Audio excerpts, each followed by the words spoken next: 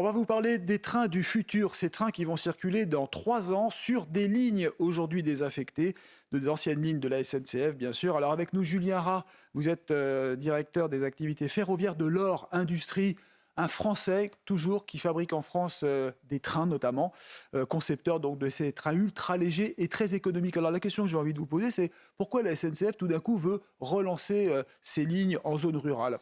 On a un réseau ferré formidable en France. On parle de cette petite ligne des campagnes. C'est 9000 km de lignes en France et c'est quand même dommage de ne pas les exploiter. Pour la plupart, elles sont inopérées aujourd'hui. Et le projet Drési, auquel l'Or participe avec la SNCF et 3 autres partenaires, c'est de revitaliser ces petites lignes de desserte fine du territoire. Ouais. Vous parlez en fait de ces lignes qui existent toujours avec des rails parfois rouillés, des lignes qui sont envahies de ronces, de végétation. C'est ça qu'on va récupérer. C'est bien ça. Ah oui.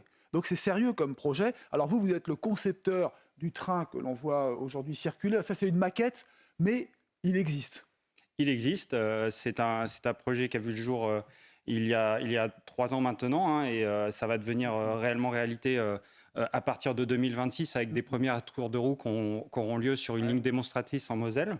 Donc c'est un projet porté, comme je l'ai dit tout à l'heure, avec trois partenaires plus la SNCF. Et là, on voit actuellement donc, ce train, ce wagon donc, qui est dévoilé. Donc ça, c'est la nouveauté, c'est ça l'information en fait. C'est un nouveau design extérieur qui a été effectivement dévoilé lors du Congrès des régions en septembre de l'année dernière à Strasbourg. Alors vous parlez de système ferroviaire, mais pas de train. Pourquoi ? C'est un nouveau concept, si je puis dire ? Drési n'est pas le concept. Drési, c'est pas seulement un train, c'est un système complet ferroviaire. On agit à la fois sur le matériel roulant, mais aussi sur l'infrastructure et la signalisation. Alors, c'est-à-dire qu'en fait, bon, il y a un conducteur, c'est pas un train autonome, c'est pas un chemin de fer autonome, mais il se charge tout seul. C'est ça son innovation. Oui, c'est une innovation dans l'innovation. En plus du programme principal, on développe, grâce au support de la région Grand Est, un système innovant de recharge par le sol. Le concept est le suivant, le train s'arrête en station et il y a un patin qui va descendre de dessous le véhicule pour venir capter un 3e rail qui va être placé sur la voie ferroviaire. Ce qui fait qu'il n'y a plus de caténaire. Il n'y a plus de caténaire. Donc c'est ça qui fait que c'est moins cher. C'est une des choses qui fait que c'est moins cher. Pourquoi Drési est beaucoup moins cher aujourd'hui ? Ça sera au moins deux fois moins cher que les solutions existantes. C'est que il a un poids très léger. Drési, c'est 20 tonnes contre 48 tonnes pour le plus petit des TER, le plus léger des TER aujourd'hui. Il va moins endommager la voie. Sa signalisation sera optimisée. Et puis, on pourra garder l'infrastructure existante. Ouais. Mais on rénove des lignes anciennes. La SNCF a encore les moyens aujourd'hui de reprendre des vieilles lignes, de les remettre au goût du jour ? Encore une fois, c'est du bon sens. C'est utiliser l'existant. Ça ne va pas demander des travaux très lourds. Son poids très faible ne va pas endommager le rail et on aura un système de signalisation optimisé. Je crois que dans le monde ferroviaire, c'est du jamais vu. On a dès maintenant besoin également de lancer la 2e grande phase du projet, la phase d'industrialisation, pour pas que ce projet reste seulement un prototype. Et pour ça aussi, on compte bien avoir l'appui de la puissance publique. Là, vous faites un appel en fait. Je fais un appel. Et la SNCF finance ce projet ? Alors, le projet de développement, il n'est pas financé par la SNCF. Chaque partenaire... L'Or, par exemple, a financé sur fonds propres une grande partie du projet de développement et le reste est financé par France 2030 et l'ADEME. Ah oui, d'accord. Donc l'aide de l'État quand même... L'aide de l'État est intervenue. Mais la SNCF sera opératrice ? Alors, ça, l'histoire le dira, je dirais. Sur ces petites lignes, elles sont aujourd'hui soit fermées, soit gérées par SNCF Réseau en tant que gestionnaire d'infrastructure.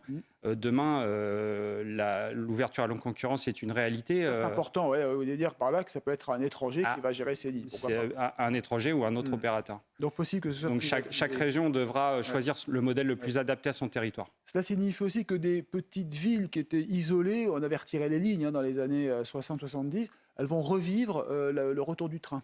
C'est exactement le modèle auquel nous, on croit chez l'Or. Demain, la personne qui habite à la campagne, elle va prendre son vélo électrique, elle va se rendre à la station Drézy, qui est à quelques mètres de chez elle. Elle va le prendre le Drézy et pouvoir continuer son chemin en partant directement de son village. L'or industrie, c'est du made in France 100%. Aujourd'hui, on voit la difficulté des entreprises pour tenir le coût de la main-d'œuvre, les charges, les impôts de production. Comment faites-vous pour résister? Revenir très rapidement sur l'ADN du groupe, hein. On existe depuis 60 ans. On a toujours comme moteur l'innovation et l'industrialisation. On a réussi à résister à travers toutes ces années. Bon, ça n'a pas toujours été facile, il y a eu des hauts et des bas, mais on est toujours là au bout de 60 ans. Et on pense que c'est grâce à l'anticipation et au fait d'innover pour résister par rapport aux grands de l'industrie qui agissent sur nos marchés. Mais le climat actuel n'est pas inquiétant quand même quand on est une entreprise de taille moyenne? Non, nous, on a anticipé les choses. On a une activité qui est encore très belle, notamment sur notre métier numéro 1, le porte-voiture, hein, où on a une activité très dense actuellement. Porte-voiture routier, hein, c'est ça. Et puis c'est du matériel routier, effectivement. D'accord. Alors, dernière question, vraiment, je voudrais savoir pourquoi ce type de produit ne s'exporte pas. Pourquoi on n'arrive pas à exporter ce type d'innovation? Notre premier marché, c'est celui de la France. Mais dans un deuxième temps, la Belgique, l'Italie, l'Allemagne et même le Moyen-Orient s'intéressent déjà au Drézy. On a déjà énormément de contacts à l'export. Et oui, parce que c'est une idée géniale, il faut l'exporter et peut-être... Ça peut s'adapter à d'autres réseaux ferrés. Parce que vous avez du monde chez l'Or, hein, ce n'est pas une petite entreprise. Ah non, l'Or, c'est une entreprise qui est 2000 personnes à travers le monde, 1200 personnes sur son site principal à Dupigheim. Donc c'est une ETI française robuste. On peut dire que c'est le petit Alstom, si on veut résumer. On peut dire ça. Merci beaucoup d'être venu nous voir sur CNews. Julien Rat, directeur des activités ferroviaires. Vous préparez donc l'arrivée de ce nouveau petit train écologique et très économique. Merci. Merci. Restez avec nous.